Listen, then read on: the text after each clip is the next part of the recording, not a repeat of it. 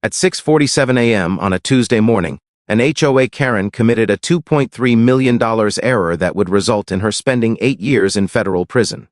And it all began with a pair of bolt cutters applied to the wrong military vehicle. Clang. The sound of those bolt cutters severing my security chain reverberated through the perfect suburban silence like gunfire. That metallic snap was the instant Bethany Wright transformed from HOA president to federal felon in 30 seconds. You see, while I was deployed overseas combating drug cartels, this power-obsessed suburban dictator decided my eyesore vehicle needed to vanish. What she didn't realize, that Jeep belonged to a federal drug task force, was loaded with $347,000 worth of classified surveillance equipment, and I'm the type of federal agent who specializes in dismantling criminal organizations. She believed she was stealing some soldier's truck. She actually committed federal crimes that would make cartel bosses envious. What would you do if some HOA tyrant interfered with your property while you're serving overseas? Drop a flag emoji and tell me where you're watching from. Let's see how many patriots are out there. My name is Marcus Tank Rodriguez, and 3 months ago I thought inheriting my grandmother's house would be a blessing. Boy, was I mistaken. Willowbrook Estates. Picture-perfect suburban hell where every house is the same shade of beige, sprinkler systems hiss on automated schedules, and the smell of fresh mulch can't conceal the stench of entitlement. Oh, a dues, $150 a month for community standards. Translation, paying some power-hungry Karen to make your life miserable. I'm Army Reserve MP, recently accepted into a federal drug task force. Grandma Rose's house was supposed to be my safety net.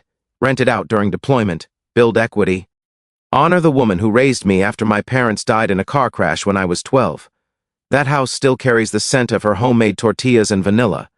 Every creaky floorboard holds memories of her teaching me right from wrong.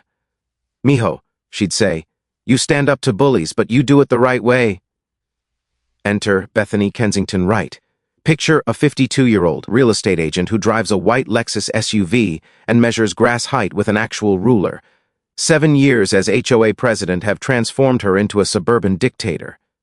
Her husband Carl sits on the city council, making her feel untouchable. This woman sends violation notices for Christmas lights remaining up in January. 2 weeks into my deployment, the email arrives in my inbox. Violation notice, unauthorized commercial vehicle storage. My government-issued Jeep Wrangler, clearly marked with federal law enforcement decals, was apparently an eyesore. Bethany's interpretation of HOA covenants, work vehicles prohibited in residential driveways. Here's what she didn't know. That Jeep contains $200,000 worth of surveillance equipment for active cartel investigations. GPS trackers, encrypted radios, covert cameras, federal property that requires departmental authorization to relocate. The fine, $50 per day, accumulating while I'm dodging bullets overseas. My sister Maya, sweet middle school teacher Maya, attempted to reason with this suburban tyrant. She drove over to explain I was deployed, showed copies of my orders, even offered to cover the Jeep with a tarp. Rules are rules, Bethany snapped, looking down at Maya like she was an insect. If your brother cannot follow simple community standards, perhaps this neighborhood isn't right for your family.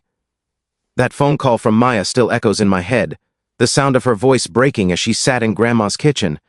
Tank, she threatened to put a lien on the house. She said Carl knows people at the school district, that supporting you could affect my job. Maya discovered the pattern. The Johnsons, he's a Marine, got cited for his motorcycle being excessively loud. Sarah Martinez, Navy wife with a deployed husband, was fined for garden gnomes being unprofessional. Every military family in Willowbrook was being targeted. But here's the kicker. Bethany's violations were fabricated. I had Maya check the actual HOA bylaws buried in my grandmother's papers, signed when she bought the house in 1987. Government vehicles were specifically exempted. Emergency services, military, law enforcement, all protected. Bethany was literally inventing rules, counting on residents being too intimidated or ignorant to verify. The community lived in fear. Neighbors whispered over fences but wouldn't speak publicly. Bethany had created a climate where questioning her authority meant becoming her next target.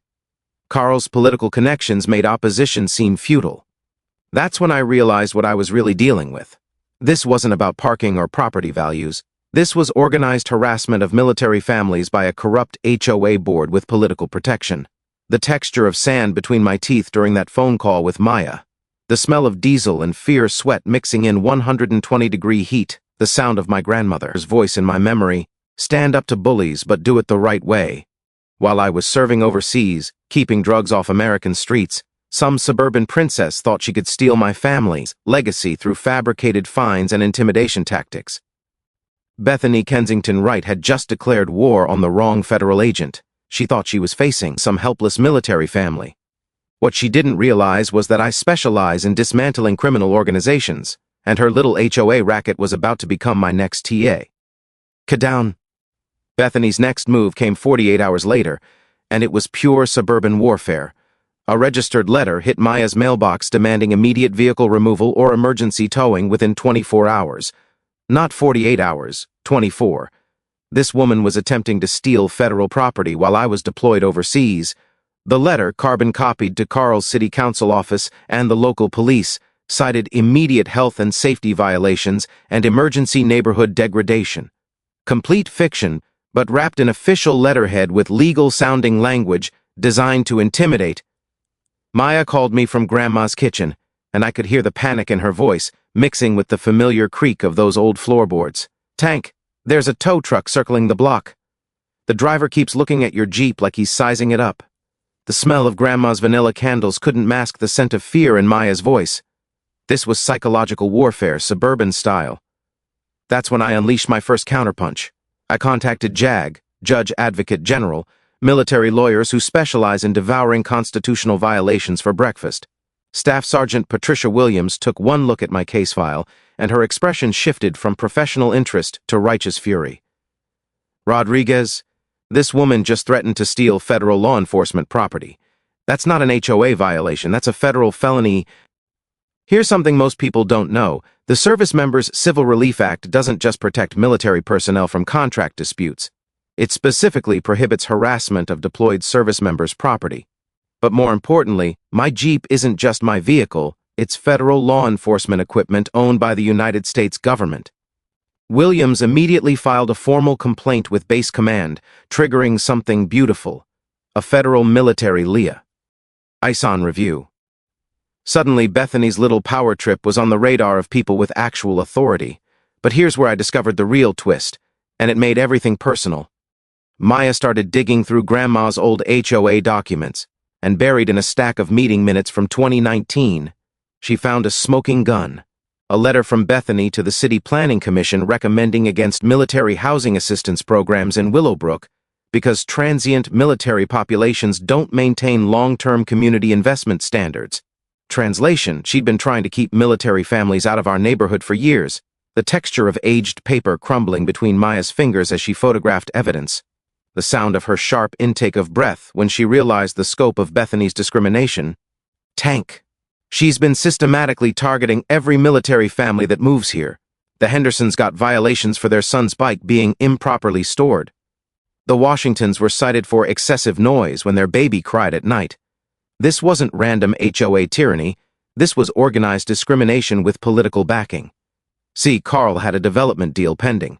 Luxury condos requiring HOA approval for zoning variances. Military families with their unsightly work vehicles and unpredictable deployment schedules hurt the exclusive community marketing angle. Maya's teacher instincts kicked into overdrive. She started reaching out to other targeted families, building a network of documentation. Every fabricated violation, every threatening letter, every intimidation tactic, she was accidentally building a federal discrimination case. But Bethany escalated again, and this time she crossed a line that would haunt her.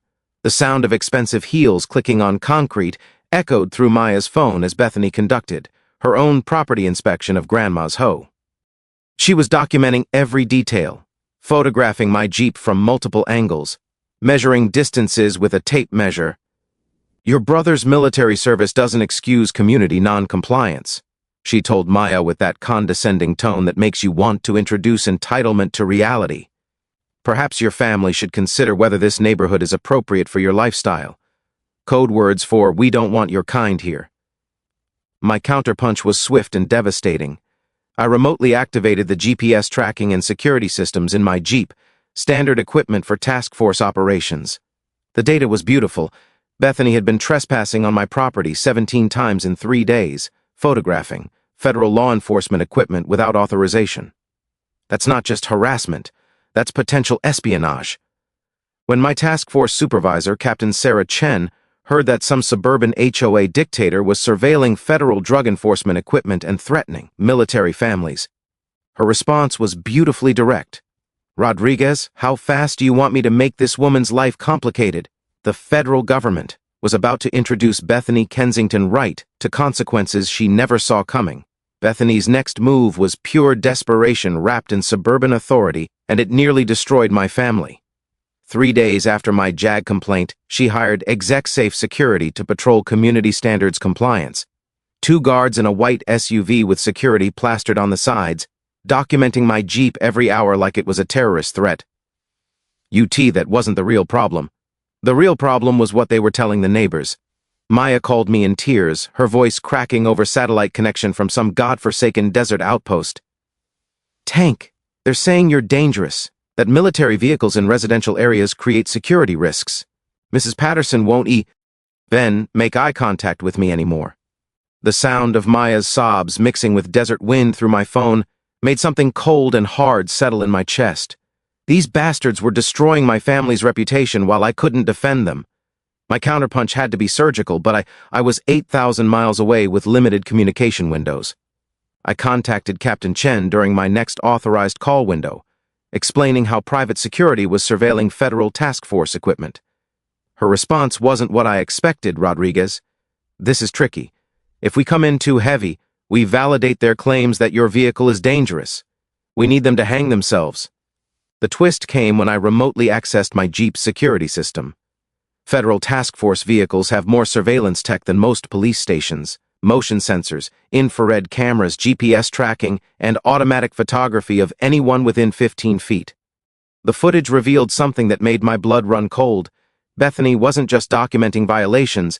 At 1:43 a.m., security footage showed her using a flashlight to examine my Jeep's interior through the windows, photographing dashboard equipment, even attempting to open the doors. She was trying to access classified federal surveillance equipment. But here's what really scared me. She wasn't working alone. The footage showed her pointing out specific features to the security guards, who were taking detailed photographs of federal communications equipment. The community dynamics were crumbling, and Maya was paying the price. Parents at her school started questioning whether a military family with security issues should be teaching their children. Her principal called her in for a conversation about community concerns. The smell of chalk dust and fear filled Maya's voice during our next call. "Tank, they're destroying my career." Bethany told the PTA that military millies bring instability and security risks to neighborhoods.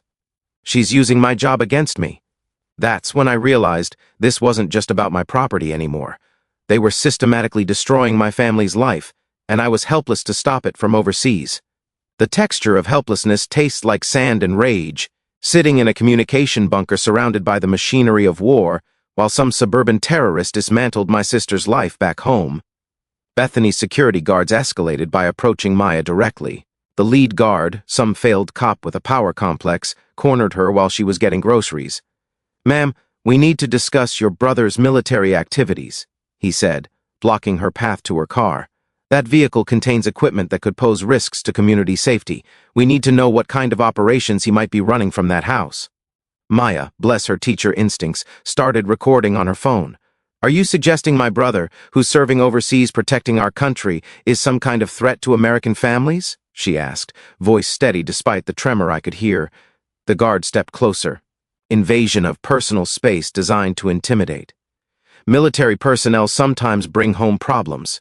PTSD, weapons, surveillance equipment. We're just ensuring community safety." They were painting me as a dangerous, potentially unstable veteran. Classic military discrimination wrapped in community safety language. But Maya's recording captured something beautiful, the guard admitting they were investigating surveillance equipment in my vehicle. That statement just became evidence in a federal espionage case. My counterpunch came through channels Bethany never saw coming. Captain Chen contacted Exec Safe Security's Federal Licensing Bureau, informing them their guards were conducting unauthorized surveillance of classified government equipment. meant. The guards vanished overnight, but their security company now faced federal investigation for espionage activities. Bethany's response to losing her muscle was pure panic. She filed emergency complaints with every agency she could think of: police, fire department, code enforcement, even animal control. But she'd just created a paper trail documenting her obsession with federal property. The war was escalating, and I was still stuck overseas while my family took casualties. But Bethany had no idea she'd just triggered protocols that would bring the full weight of federal law enforcement down on her suburban kingdom. Bethany's desperation reached critical mass at 6:47 a.m. on a Tuesday morning, and Maya's security camera caught every federal crime in high definition. The sound I'll never forget: clang, clang, clang. Bolt cutters biting through my security chain, each metallic snap echoing through suburban morning silence like gunshots. Maya's phone buzzing me awake in a deployment tent 8,000 miles away. Her voice pure panic. "Tank, she's cutting your locks. She's got bolt cutters and a tow truck, and she's stealing your Jeep right now." Through Maya's phone camera, I watched Bethany Kensington Wright commit multiple federal felonies in real time.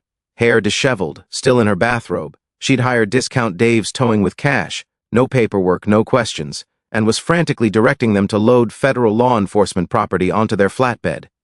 The tow truck driver took one look at the federal task force decals and started backing away like the vehicle was radioactive. "Lady, this is government property with federal markings. I ain't touching this for any amount of money. It's abandoned property," Bethany screamed, her voice cracking with hysteria, spittle flying in the morning air. "I'm HOA President with legal authority to remove community violations. Hat statement, captured on 3 different security cameras, just became Exhibit A in a federal theft case." My counterpunch was swift and devastating. I immediately contacted Captain Chen through emergency channels, triggering protocols for theft of federal law enforcement equipment. Within minutes, federal marshals were dispatched with lights and sirens to my grandmother's address. But here's the beautiful twist: my Jeep's hidden GPS tracker and remote security systems were documenting everything automatically. Federal task force vehicles have kill switches, tracking devices, and cameras that activate when unauthorized movement is detected. The moment Bethany cut my lock, she triggered a federal alert system that pinged Homeland Security databases across 3 states. Maya kept recording when Bethany made her fatal mistake. After the tow truck driver fled, leaving tire marks on the asphalt in his haste to escape, she changed the locks on the community gate, effectively imprisoning my federal vehicle and blocking law enforcement access. "If he wants his precious military truck back, he can follow proper HOA procedures," she shrieked at Maya, waving the new keys like some demented suburban warlord. Military service doesn't make him above community standards. The texture of helpless rage coursed through my veins as I watched this entitled suburbanite steal federal property while my sister stood recording her meltdown. The smell of diesel fuel and fierce sweat seemed to transmit through the phone connection. Knowledge nugget: federal task force vehicles contain automatic tracking and alert systems that activate during unauthorized tampering. Cutting locks or attempting to move these vehicles triggers Homeland Security protocols, GPS tracking, and federal response teams. This isn't local crime. It's theft of classified government equipment with terrorism enhancement potent. Takeaway: stealing federal law enforcement vehicles triggers automatic national security alerts and federal task force response. It's not theft, it's potential terrorism. The community uprising began when Mrs. Patterson witnessed Bethany's public breakdown from her front window. This sweet elderly woman who'd survived the Great Depression and buried 2 military sons wasn't about to watch some HOA Karen terrorize a deployed soldier's family. She called every neighbor, every veteran in Willowbrook, every decent person who'd been silently suffering under Bethany's reign of suburban terror. By 10 a.m., my grandmother's house was surrounded by protective neighbors forming a human shield around federal property. "This stops right here, right now," declared Tom Henderson, 72-year-old Vietnam vet whose own son had done 3 tours in Afghanistan. "You want that boy's vehicle, you go through 30 American veterans first." Maya's voice was stronger when she called me back, supported by a wall of community solidarity that made my throat tight with gratitude. "Tank, you should see this.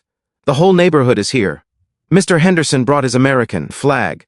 Mrs. Chen is making coffee for everyone. They're not leaving. But Bethany's response to community resistance was pure suburban fascism cranked to 11. She filed emergency complaints with every government agency in the phone book, police claiming veterans were forming armed militias, fire department alleging explosive hazards from military equipment, code enforcement fabricating violations about unauthorized assemblies, even animal control claiming emotional support dogs were attack animals. Each false report was another federal crime. Filing false statements about military personnel and federal property carries serious penalties under multiple statutes. The breaking point came when Federal Marshal LS arrived at Willowbrook Estates and discovered Bethany had changed the community gate locks, preventing federal agents from accessing their own stolen property. That's obstruction of federal justice. Marshal Jennifer Torres, a no-nonsense federal agent who'd arrested cartel bosses and domestic terrorists, took one look at the locked gate, and her expression shifted from professional courtesy to predatory focus. "Ma'am, you've obstructed federal agents investigating theft of government property. Open this gate immediately or face additional federal charges." Bethany's response sealed her fate forever. "I don't recognize federal authority over private HOA property. You people have no jurisdiction in my community." She'd just declared war on the United States government while standing in her bathrobe. Game over. I landed stateside 72 hours later, still tasting desert sand and adrenaline, to find Maya sitting in Grandma's kitchen surrounded by enough evidence to topple a small government. But it was the smell that hit me first, not Grandma's vanilla candles or fresh tortillas. It was the scent of desperation and fear that had soaked into these walls while I was gone.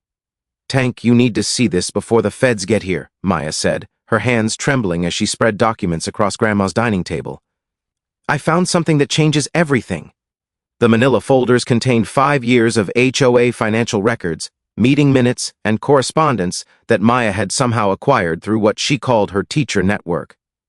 But buried in the stack was a document that made my blood run cold.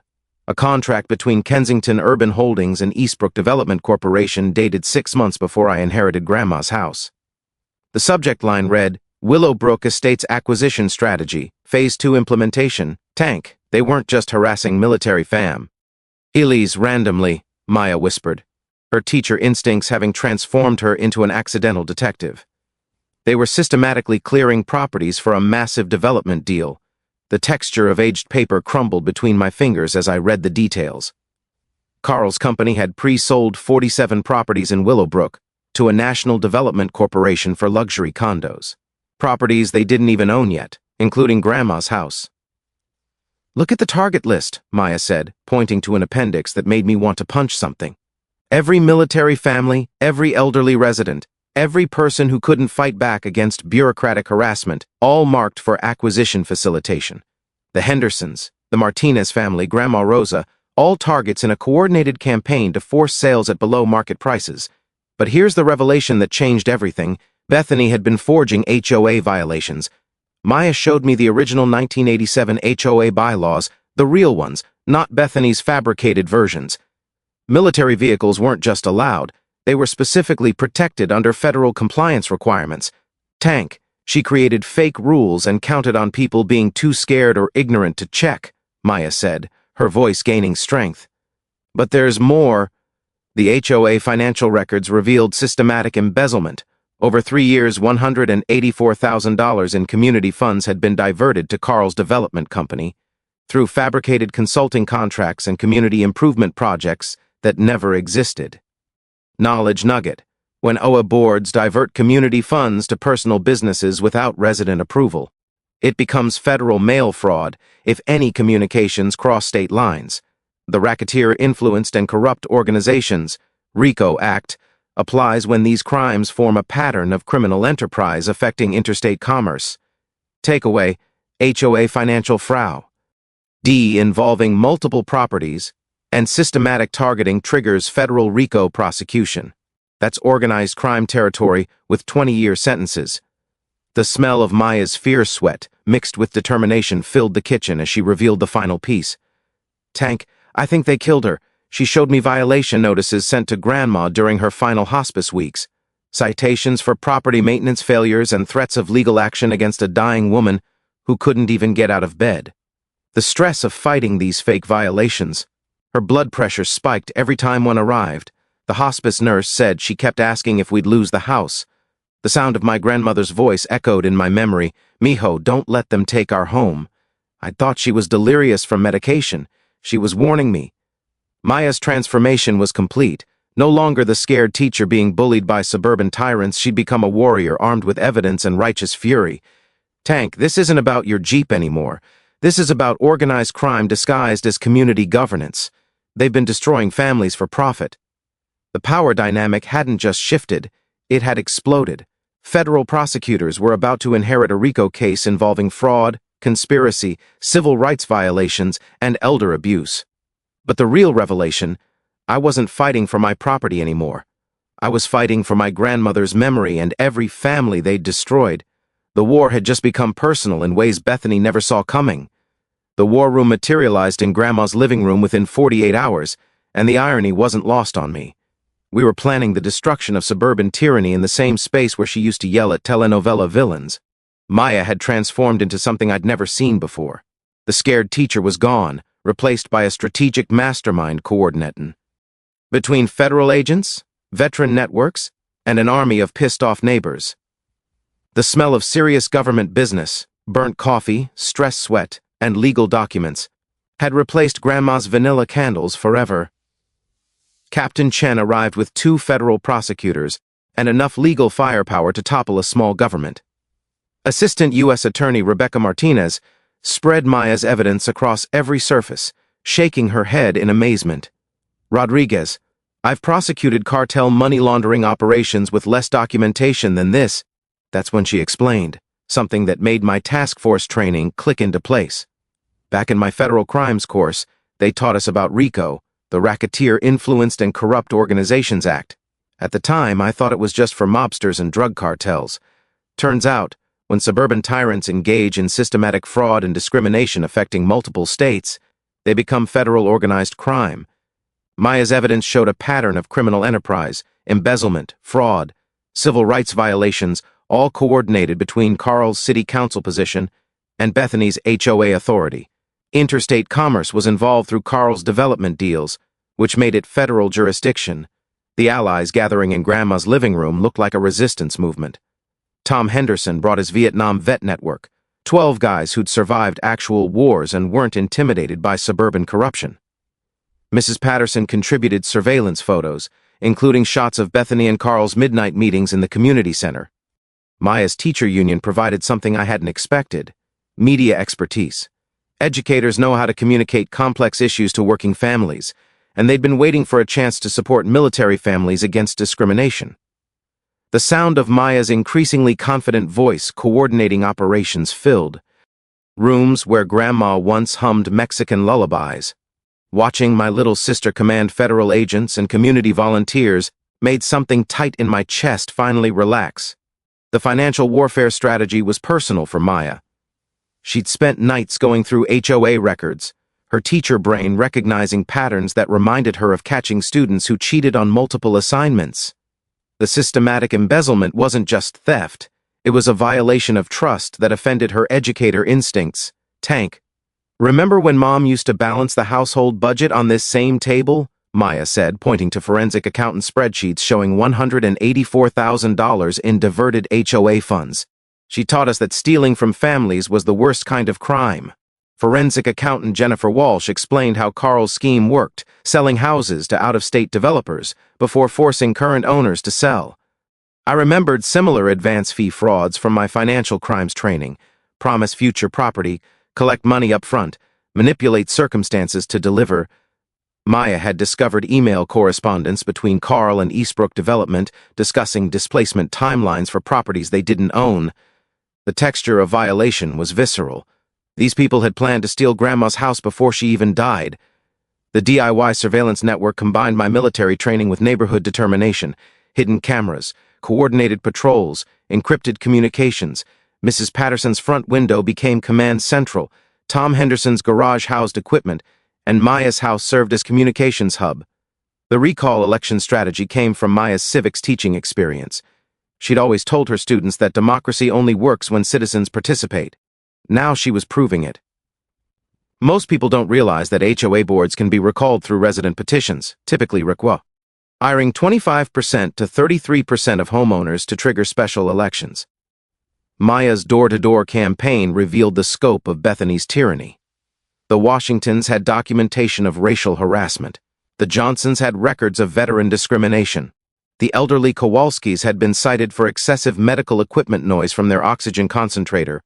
Within 72 hours, Maya collected signatures from 67% of Willowbrook residents demanding immediate board removal.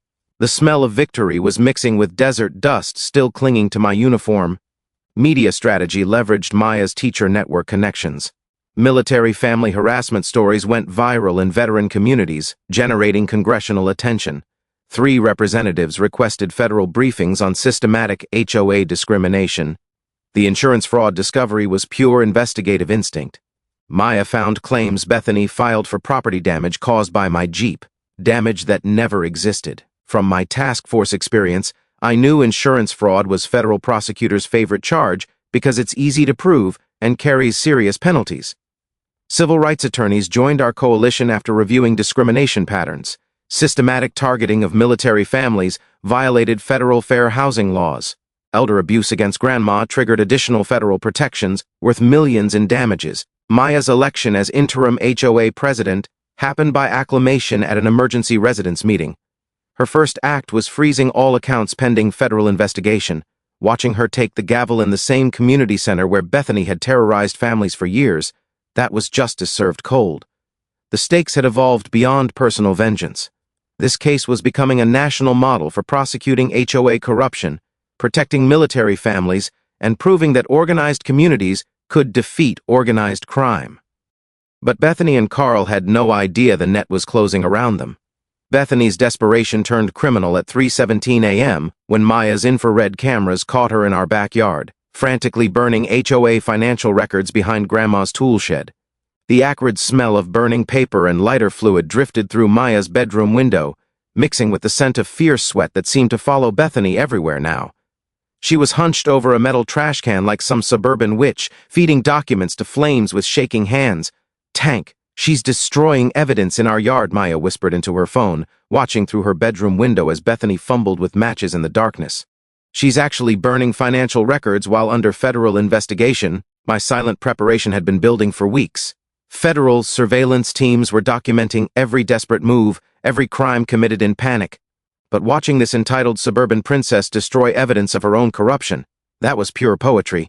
But Bethany's sabotage escalated beyond property damage into personal warfare that made my task force instincts kick into overdrive. Maya discovered her car vandalized the next morning, all 4 tires slashed, military scum spray-painted across the windshield in dripping red letters. The sound of broken glass crunching under Maya's feet as she circled the damage made something cold and calculating settle in my chest.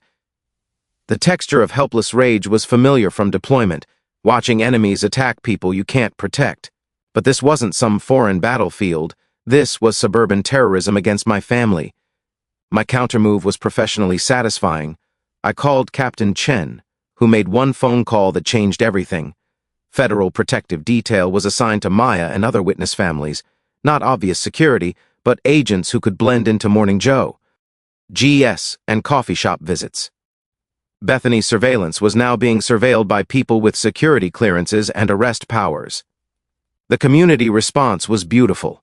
Tom Henderson organized veteran patrols that made Bethany's midnight visits impossible. The sound of combat boots on pavement at 2 a.m. became the new neighborhood soundtrack. Mrs. Patterson's kitchen became command central, coordinating protection schedules over homemade cookies and righteous fury. But Carl's desperation revealed corruption deeper than we'd imagined. Maya discovered city council recordings where Carl had pressured the police chief to ignore military family complaints. His arrogant voice echoing through Maya's laptop made my federal training memories click into place. Back at the academy, they'd taught us about conspiracy charges. When public officials use their positions to systematically violate citizens' rights, it becomes federal civil rights conspiracy. Carl wasn't just enabling Bethany, he was using government power to facilitate discrimination. These military people bring instability. Carl's recorded voice dripped with entitlement. Their vehicles, their schedules, their problems affect property values and community character. That recording just became Exhibit A in a federal conspiracy case. Bethany's bribery attempt was captured on federal wire surveillance. She approached Maya outside the grocery store, envelope bulging with cash, her designer perfume unable to mask the stench of desperation. "This is $50,000 for your family," Bethany said, hands trembling as she pushed the envelope toward Maya. "Military families deserve better neighborhoods anyway. Take this money. Find somewhere more suitable for your lifestyle." Maya, bless her teacher instincts, kept recording on her phone while federal agents monitored from unmarked vehicles. From my federal crimes training, I knew attempted witness bribery carries 5-year mandatory minimums. But Bethany wasn't done committing federal felonies. She actually tried bribing federal agents. Through some private investigator she'd hired with embezzled HOA funds, Bethany attempted to offer federal agents money to make this military situation disappear. The texture of pure stupidity was almost refreshing. She thought federal agents were as corrupt as her suburban kingdom. Federal agents don't just refuse bribes, they document them, record them, and add them to case files that ensure decades in federal prison. Carl's political allies started fleeing like rats from a sinking ship. The mayor publicly distanced himself. City council members demanded Carl's resignation. His development company's stock price collapsed when corruption allegations hit state media. The smell of expensive cologne couldn't mask Carl's panic during emergency city council meetings. He tried using city resources to discredit federal investigations, claiming outside military agitators were targeting successful local businesses. Every abuse of office was being documented by federal agents who specialized in political corruption. Maya started receiving death threats, anonymous notes under her windshield, distorted voicemails warning that accidents happen to teachers who don't mind their own business. The sound of Maya's voice cracking during those threatening calls made something primal and protective roar to life in my chest. But my response was calculated federal precision. Threatening witnesses in federal investigations triggers FBI terrorism task forces. Every anonymous threat was being traced through phone records, handwriting analysis, and digital forensics that would make CSI jealous. Bethany's final desperate move was filing false police reports, claiming Maya was mentally unstable and planning violent retaliation against community leaders. She actually told police that military families were forming armed militias in Willowbrook. Filing false reports about federal witnesses during active investigations isn't local crime. It's federal obstruction of justice with terrorism enhancements. The beauty of federal patience was watching Bethany destroy herself one crime at a time while methodical agents built cases ensuring she'd never terrorize another family. Bethany's final desperate gambit was a full-scale media assassination that revealed the true scope of her suburban criminal network. The attack hit Maya's school first. Anonymous complaints flooded the district office, claiming she was radicalizing children with anti-government military propaganda and creating unsafe environments for civilian families. The sound of Maya's voice cracking during her panicked phone call made my hands clench into fists. "Tank, they're trying to destroy my career," she whispered from her empty classroom, the familiar smell of chalk dust and children's innocence now tainted with fear. "Parents are demanding I be fired. The principal called me in for emergency discussions about my associations with unstable military elements." That's when I discovered Bethany had hired Morrison and Associates, the same PR firm that whitewashes politicians after corruption scandals. They were painting me as a dangerous veteran with PTSD who brought military-grade threats to peaceful suburban communities. The texture of manufactured lies felt different from enemy propaganda overseas. This was personal warfare designed to destroy families, not just missions. My silent preparation had been months in the making, and Maya's documentation skills had evolved beyond anything I'd seen in federal training. She'd been recording every threat, every lie, every coordinated attack on our family's reputation. But the smear campaign revealed something that made my task force experience kick into overdrive. Bethany wasn't working alone. She'd coordinated with HOA boards in 3 states to develop model policies for managing military family disruptions in suburban communities. This wasn't random harassment. This was systematic discrimination being exported nationwide. From my federal civil rights training, I knew conspiracy cases that cross state lines trigger RICO prosecutions. When organizations coordinate to violate citizens' constitutional rights, it becomes organized crime. Maya's counterpunch was beautifully devastating. Her students and parents organized a support rally that filled the school parking lot with American flags and signs reading, "We support teacher Maya and military families protect our freedom." The sound of third graders chanting, "Thank you, Mr. Tank's sister," echoed across the playground where Maya had spent years nurturing young minds. These children understood justice better than suburban adults. But Bethany's desperation reached criminal insanity when she hired private investigators to surveil Maya's daily life. They followed her to school, photographed her interactions with students, documented her grocery shopping, even tracked her morning jogs. The sound of telephoto camera lenses clicking outside classroom windows made something primal and protective roar to life in my chest. Maya discovered listening devices planted in her car during one of their safety inspections, 3 separate surveillance gadgets, all traceable to Morrison and Associates through federal purchase records. The beauty of federal law is its clarity about electronic surveillance. During my task force training, they'd hammered home that unauthorized surveillance devices. Trigger the Wiretap Act. 20-year federal sentences when it involves witness intimidation. But planting devices in vehicles crosses into Homeland Security territory with terrorism enhancements. Captain Chen's response was swift and federally devastating. The FBI's Counterintelligence Division took over Maya's case, treating her surveillance as potential domestic terrorism. Suddenly, Bethany's suburban harassment was being investigated by people who hunt international criminals. The media explosion reached national levels when military advocacy networks discovered Maya's story. Congressional representatives started demanding answers about systematic HOA discrimination against service families. The smell of national attention was like gasoline on Bethany's carefully constructed suburban image. Fox News called Maya. CNN wanted interviews. Military Times ran front-page coverage of suburban warfare against military families. Carl's political career died publicly during a live broadcast city council meeting. Federal agents served search warrants while cameras rolled, removing boxes of evidence as Carl sat frozen in his council chair. The texture of absolute humiliation was visible on his face as reality crashed down. But Morrison and Associates made the fatal mistake that triggered federal hate crime investigations. They published a community safety report claiming military families brought elevated crime rates, domestic violence, and substance abuse to suburban neighborhoods, fabricated statistics, false veteran crime data, deliberate misinformation designed to incite discrimination against protected classes. Maya was reading the report when I saw her teacher, instincts transform into righteous fury. Tank! They just attacked every military family in America with lies designed to make communities reject veterans. Publishing false information to incite discrimination against military families violates federal hate crime statutes. When it's coordinated for profit across multiple states, it becomes racketeering with civil rights conspiracy enhancements. The federal investigation exploded across 17 states as other military families came forward with similar harassment stories. Maya's documentation methods became the model for federal prosecutors building RICO cases against corrupt HOA networks.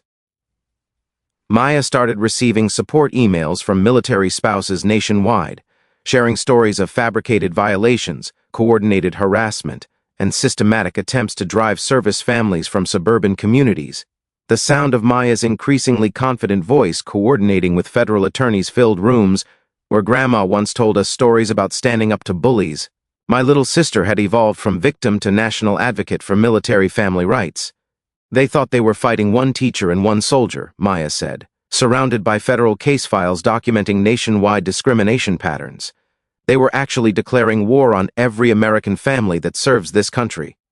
The public reckoning was about to arrive, and it would be federally spectacular.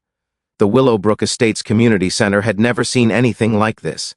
Packed beyond fire code limits with federal agents lining the walls, news cameras from 6 stations, and military families from across 3 states who'd driven hours to witness suburban justice. The smell of righteous fury mixed with stale coffee, and the electric tension of federal law enforcement about to demonstrate why you don't steal government property. Congressional representatives sat in the front row taking notes for upcoming hearings on military family discrimination. Bethany arrived fashionably late in her white Lexus, pulling up to a gauntlet of protesters holding signs ready. NG military families matter and prosecute HOA terrorists. The sound of her designer, heels clicking across asphalt, was drowned out by veterans chanting "Thank you for your service," directed at Maya, not her. She entered like a deposed dictator making a final stand, Carl shuffling behind with the broken posture of a man facing federal prison. The texture of pure panic radiated from both of them as they confronted a room full of families they'd systematically terrorized. Maya took the podium first. No longer the frightened teacher being bullied by suburban tyrants, she'd evolved into something powerful, a national advocate whose voice now carried the authority of federal backing and congressional attention. For 5 years, these people used their positions to wage war against military families, Maya began, her words echoing through speakers broadcasting live across social media platforms. They fabricated rules, embezzled funds, and coordinated discrimination campaigns that violated every principle this country stands for. Thunder rolled through the community center as the crowd erupted in applause that shook the windows. Federal prosecutor Rebecca Martinez stepped forward with evidence boxes representing months of investigation into what she called organized suburban crime. Her voice carried the weight of federal authority that makes criminals realize their amateur hour is over. The United States government has compiled overwhelming evidence of criminal conspiracy involving federal property theft, civil rights violations, witness intimidation, embezzlement, and obstruction of justice, she announced. Each charge hitting like a judicial sledgehammer. Tom Henderson spoke for the veteran community, his Vietnam-hardened voice trembling with emotion. "My son served 3 tours protecting this country's freedom. These people thought they could spit on that sacrifice for their personal profit.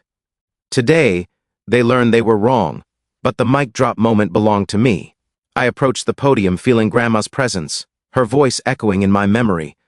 Stand up to bullies, mijo, but do it the right way. This was the right way." Bethany Kensington Wright thought she was cutting locks on some soldier's personal vehicle, I said, my voice cutting through absolute silence. What she actually did was interfere with an active federal drug operation, compromise classified surveillance equipment, and steal property belonging to the United States government. The collective gasp that filled the room sounded like air being sucked from the building. That Jeep contained surveillance equipment worth $347,000 and evidence from ongoing cartel investigations spanning 4 states. When she cut those locks at dawn, she didn't just commit theft. She compromised national security operations that keep drugs off American streets and protect American families. Bethany's face went the color of old concrete as the true scope of her federal stupidity became clear. She'd graduated from suburban bully to someone who'd interfered with national security. But her real crime wasn't stealing my vehicle, I continued, feeling years of rage transforming into something cold and judicial. Her real crime was waging systematic warfare against military families, using government corruption to steal from the community that trusted her, and believing that suburban entitlement trumped federal law. The crowd exploded into standing ovation, shouts of "Lock her up," mixing with "Justice for our heroes" as federal agents stepped closer to their targets. Federal Marshal Jennifer Torres moved with practiced precision that spoke of years arresting people who thought they were above the law. She approached Bethany's seat with handcuffs and the kind of federal authority that can be bargained with or bribed. "Bethany Kensington Wright, you're under arrest for theft of federal law enforcement property, conspiracy to violate civil rights, embezzlement of community funds, witness intimidation, and obstruction of federal justice." The sound of handcuffs clicking shut echoed through speakers as cameras captured the moment suburban tyranny met federal consequences. Bethany's expression shifted from defiance to the dawning realization that her suburban kingdom couldn't protect her from federal prison. Carl tried fleeing through the back exit like the coward he'd always been, but ran straight into federal agents who'd anticipated exactly that move. His arrest was less dramatic but equally satisfying. Watching corruption meet accountability in real time, the federal protection of military and law enforcement equipment had become brutally educational. These aren't just vehicles, they're classified government assets protected by laws carrying mandatory minimum sentences. When suburban terrorists interfere with federal operations, they discover that local corruption meets federal consequences with mathematical precision. Maya was interviewed live by national media, her transformation from terrorized teacher to military family advocate, inspiring congressional action. "This proves that organized harassment of military families is federal crime," she told cameras broadcasting to millions. "No HOA board, no matter how corrupt, is above the United States Constitution. The taste of victory was sweeter than every memory of Grandma's kitchen, mixed with the satisfaction of watching bullies discover that federal law doesn't negotiate. 18 months later, I stood in Grandma's kitchen reading the final sentencing report, and I could almost hear her voice saying, "Justice served the right way, mijo." Bethany received 8 years in federal prison with no parole. Plus $647,000 in restitution to affected families. The federal judge's words became legendary in legal circles. Your systematic harassment of military families represents domestic terrorism disguised as community governance. This court will not tolerate suburban tyranny. Carl got 6 years plus lifetime prohibition from public office. His development empire collapsed completely, with $3.2 million in community settlements ensuring that every family they'd harassed received compensation for years of suffering. But the real victory was watching our neighborhood transform from a place of fear into a community that protects its own. Maya revolutionized HOA governance as the democratically elected president, implementing bylaws that became the national model for military family protection. The smell of fresh hope replaced the stale air of corruption as she unveiled the Willowbrook Military Family Bill of Rights, federal protections written into community law. The Veteran Memorial Park sits where Bethany's house once stood, seized through federal asset forfeiture and transformed by community vote. Children now play on swings where suburban tyranny once lived, their laughter echoing across grass that grows freely without ruler measurements. The Rodriguez Foundation for Military Family Rights became Maya's calling. She left teaching to help families nationwide fight HOA discrimination, using our case as the blueprint for federal civil rights prosecution. Her documentation methods are now taught at FBI training academies. Grandma's house evolved into mission control for military family advocacy. The kitchen where she taught us about standing up to bullies now hosts strategy sessions with congressional staffers, constitutional lawyers, and families fighting their own suburban wars. The practical impact exceeded every hope. Congressional legislation now requires HOA financial transparency and protects military families from systematic harassment. The Tank Rodriguez Act provides federal oversight of community governance with criminal penalties for discrimination against service members. Knowledge that most people never learn became our gift to American families. Military personnel have constitutional protections that override local ordinances. HOA boards can be recalled through resident petitions requiring only 25% of homeowners. Federal law treats systematic discrimination as organized crime punishable by decades in prison. Takeaway: military families have federal rights that no HOA can override, and communities have power to remove corrupt boards when they organize together.